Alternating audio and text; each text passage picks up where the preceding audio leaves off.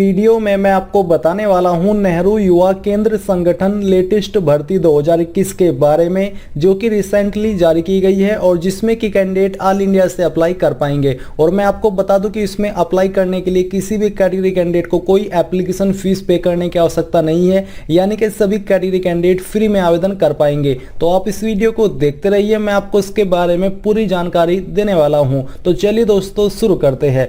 तो ये आपकी ऑफिशियल वेबसाइट है और आप यहाँ पर जैसे ही रिसोर्सेज से वैकेंसीज के सेक्शन में आओगे तो आप देखोगे कि आपके यहाँ पर 8 मार्च और 9 मार्च के अंदर 4 नोटिफिकेशन अपडेट किए हैं, जो कि आपके भर्ती को लेकर के है। इसमें यहाँ पर जो आपकी पोस्ट है वो आपकी डिस्ट्रिक्ट प्रोजेक्ट ऑफिसर की होने वाली है और अलग अलग लोकेशन पर और अलग अलग डिस्ट्रिक्ट में आपकी पोस्टिंग की जाएगी। मैंने यहाँ से चारों जो नोटिफिकेशन है वो ओपन कर लिए। बिहार लोकेशन के लिए, यानी कि अगर आप इसमें अप्लाई करेंगे, अप्लाई आप कहीं से भी कर सकते हैं, बट यहाँ पर जो बिहार है उसके लिए 9 पद निकाले।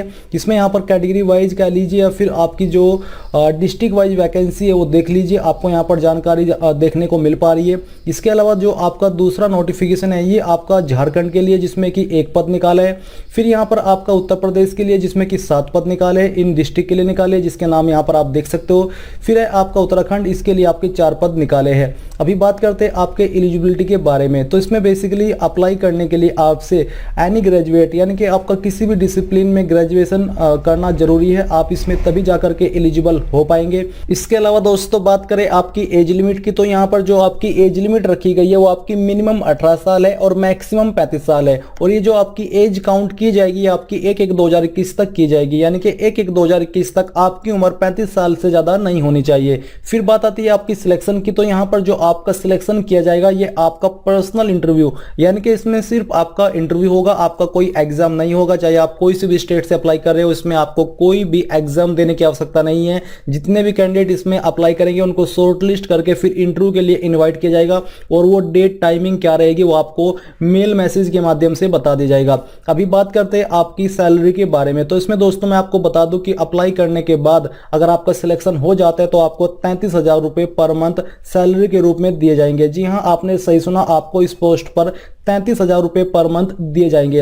अब दोस्तों आपने यहाँ पर एलिजिबिलिटी के बारे में जान लिया है। इसमें अप्लाई करने के लिए आपसे कोई एप्लीकेशन फीस भी नहीं मांगी, आप फ्री में आवेदन कर पाएंगे, चाहे आपकी कोई सी भी कैटेगरी हो। अभी बात करते हैं कि कैसे आपको ये फॉर्म भरना है। तो यहाँ पर जो मैंने नोटिफिकेशन ओपन करके रखे हैं इनमें आपको चारों में लेफ्ट साइड की तरफ एप्लीकेशन फॉर्म देखने को मिल पा रहा है। तो मैं इनका लिंक आपको वीडियो के डिस्क्रिप्शन में देने वाला हूं। आपको जिस भी स्टेट के लिए अप्लाई करना है उसी में जो आपका एप्लीकेशन फॉर्म का लिंक है लेफ्ट साइड में, उसके ऊपर टिक करना है, यानी कि उसको ओपन करना है। ओपन करने के बाद आपके सामने परफॉर्मा आ जाएगा और ये कैसे भरना है इसके बारे में जानकारी आप जान लीजिए। तो सबसे पहले आपको पर्सनल इंफॉर्मेशन फिलअप करनी है, जहां पर आपको अपना नेम लिखना है और ये नेम आपका 10th की मार्कशीट के अनुसार होना चाहिए। फिर यहाँ पर आपको अपनी डेट ऑफ बर्थ लिखनी है और ये डेट ऑफ बर्थ भी आपकी 10वीं की मार्कशीट के अनुसार होनी चाहिए। एज ऑन 1/1/2021, यानी कि आपकी डेट ऑफ बर्थ के अनुसार 1/1/2021 तक आपकी उम्र कितने साल, कितने महीने और कितने दिन की हो जाती है ये आपको कैलकुलेट करके यहाँ पर लिख देना है। जैसे कि 22 साल 2 महीने 2 दिन, इस तरह से आपको लिखना है। यहाँ पर आपको अपना रिसेंट पासपोर्ट साइज फोटो लगाना है, खुद ही सेल्फ अटेस्ट करना है, यानी कि खुद से चिपका देना है, कहीं से आपको अटेस्ट करवाने की आवश्यकता नहीं है।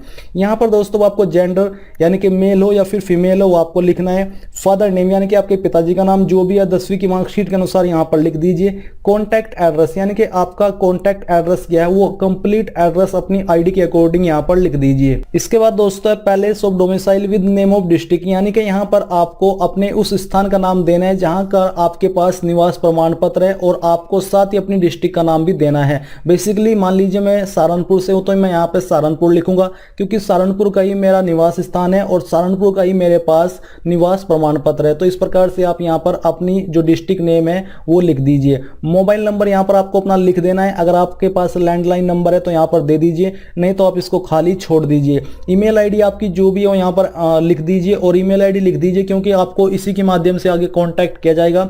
Weather SC ST OBC PH, क्या आपकी कैटेगरी इनमें से कोई है, अगर है तो लिख दीजिए, नहीं तो यहाँ पर आप सिंपली जनरल भी लिख सकते हैं। करंटली वर्किंग, क्या आप फिलहाल काम कर रहे हैं, अगर हाँ तो यस कीजिए, यानी कि यस के ऊपर टिक लगाइए, नहीं तो आपको नो के ऊपर टिक लगाना है। एजुकेशन यानी कि क्वालिफिकेशन की जानकारी, तो आपको सबसे पहले यहाँ पर 10th की जानकारी भरनी है।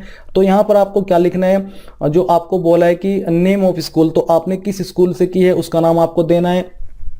सब्जेक्ट में आपको ऑल सब्जेक्ट लिख देना है 10th की जानकारी में, और कब आपने 10वीं ज्वाइन की थी वो डेट लिखनी है, और कब आपने कंप्लीट कर ली थी वो डेट आपको लिखनी है। अगर एग्जैक्ट डेट मालूम नहीं है तो एक एक्सपेक्टेड डेट यहाँ पर लिख दीजिए।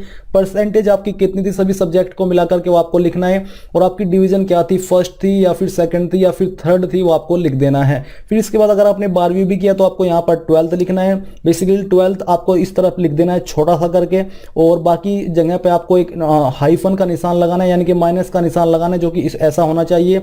और उसके बाद आपको यहाँ पर अपने बोर्ड का नाम देना है कि किस बोर्ड से आपने 12वीं की है। सब्जेक्ट में आपने ये बताना है कि किन किन सब्जेक्ट के साथ आपने पास की है।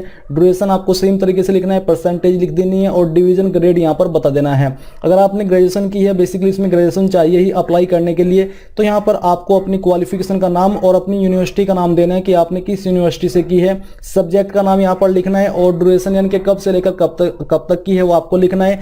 परसेंटेज यहाँ पर आपको लिख देनी है, और यहाँ पर आपको डिवीजन का नाम दे देना है।